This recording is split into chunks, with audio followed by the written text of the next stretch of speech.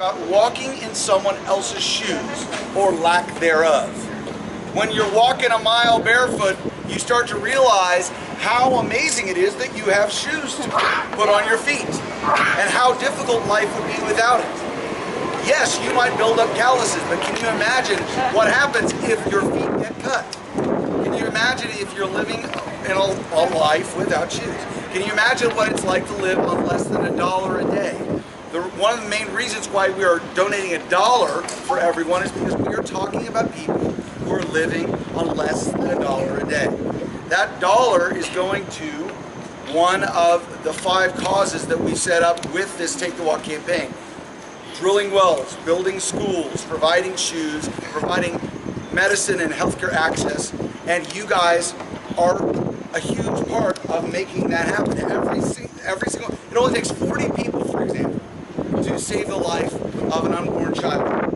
Okay, 40 people walking today, and there are more than 40 people here. So that alone, you guys have the capacity today, just this 1 mile, to save someone's life. So the reason he's saying 40 people is the first place we went, and by the way, you guys are really badass, all right? No, I mean, look, we get to travel and see all kinds of places, and it is our pleasure to get to not only stand on stage and sing, to actually get to do this with you. So thanks for coming early and doing this and burning your feet, because I know it's rough, because we do it, okay? Yeah. We wouldn't ask you to do anything we would not do ourselves. But when the first place we went in Africa was a hospital in sub-Saharan Africa, okay? A group of doctors set up shop to do research that no one was doing on a transmission of AIDS between mother to child specifically. Because one of the huge issues, you talk about our generation, how is our history going to judge this time period? HIV/AIDS and how it's impacting millions of people, and we're not taking about making moral judgments. We're talking about kids born with a disease, right? And what happens when you're born with HIV? Your immune system is completely destroyed, and you are going to die young, very young, if you don't have access to any other medicine. This little research hospital started off literally in the size of a closet. This little research hospital started in a room the size of a closet, okay? They were the only people that wanted to take the time. They weren't talking about the government's not giving enough money to this or that, or the fact that, the debates about how to raise money, or whether HIV/AIDS was real or not. These are a couple of women and a male doctor as well, that got in there and said, we need to figure out how to research this issue. Young women that get HIV and then transmit it to the next generation. So they began at this tiny little hospital and have grown into the largest research hospital dedicated to antiretroviral drugs, which are the drugs that you need to prevent transmission. The work they do, the hospital that we visited, we saw these women that had gone from having no support to having presidents and people all over the world come and sit and talk with them, and they changed the game. They changed the game. A doctor named Glenda Gray, you should read about her. She is unbelievable. But she's a rock star of medicine, not because she is famous for it, but because she does what nobody else wanted to do. Okay? When we saw that, what we saw was she had developed a program that was 35-cent a day drug that you can take for a month.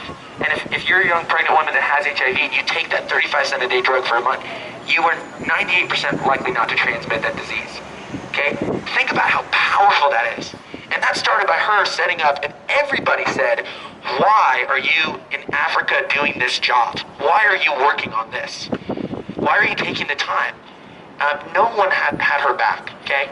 But now, years later, globally, one of the things that is changing the game is development of this medicine that gets young women to not transmit the virus onto the next generation. Because ultimately, you're saving the next generation's life. That's the big, I mean, one choice or another, but next thing you know, the next generation is literally having a death sentence. And so they're, I'll just take it. So the point being that you guys are also in some form or another here today in that same kind of way, putting your feet to the ground and saying, you know what, whether or not I have the support or not, whether or not there's a million zillion people doing it or not, I'm coming, I'm taking my shoes off, and I'm doing something about it. It just takes one person to make a difference. And you guys can be those people.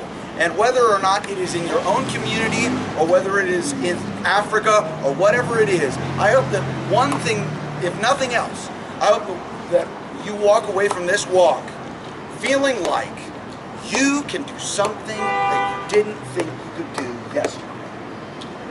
And I hope that those things are things that are positively going to affect the world around you and your family and hopefully, you know, your own community and the rest of the world, you know, all at once. So sorry for battling on and kind of making an ass of myself. But I really, really appreciate the fact that you guys are willing to show up early and walk with us. It is an enormous, enormous thing. Not everybody does this. And so we want to thank you guys for doing it. Before we wrap up, if you didn't register your walk, has our walk box found its way back to the front door? Right here. They took the table down. Okay, so there's a piece of paper right here. Our awesome volunteers have made sure that it's here at the end. Put your name down and register that you were here, okay? Put your name down and check off a box that says what cause you want your walk to go to, if you haven't already registered. Make it towards clean water, to drill a well, to buy that medicine, or to build a school. These are things that are going to happen because you did this, okay? They're going to happen because you walked. It wasn't a distant walk down the streets of the hot streets. It was actually you were getting something done. And then you know what? The thing that hopefully can happen next is what we've already seen some people mention before. You guys can go to the Take the Walk website. You can plan an event. It could be 20 people, it could be 5 people, it could be 1,000 people. But walk down the streets again. And yes, and this is a gathering point that can spark a huge amount of other things happening. And we will be your sponsor. Okay, we will give the first dollar. And what we hope is, after that first dollar is given, that you will go, you know what? I'm going to give $5, or I'm going to give $20, or I'm going to tell 5 people, or I'm going to organize an event. Because you can see the reality and the impact of what can get done when you just decide, you know what? I'm going to show up. I'm going to put myself in this situation. I'm going to get this done. And it's okay if you kind of feel like, yeah, I'm kind of awesome. You should. You should feel good about it. You should claim it and you should embrace it. And you should be the one that gets people turning their heads going, what is going on over there? Or tell me more about what you're doing. Be the leader. Be the first, because you guys already are. You know, you're already in that small minority that is actually jumping out front and walking. So make sure to register. That's the moral of the story right here. Make sure to register so we can donate, and we'll see you guys inside for the show. And since you did the walk, make some noise. Say, I took the walk! I took the walk! That was really good. One more time. I took the walk! I took the walk! Woo! All right. Thank you guys so much.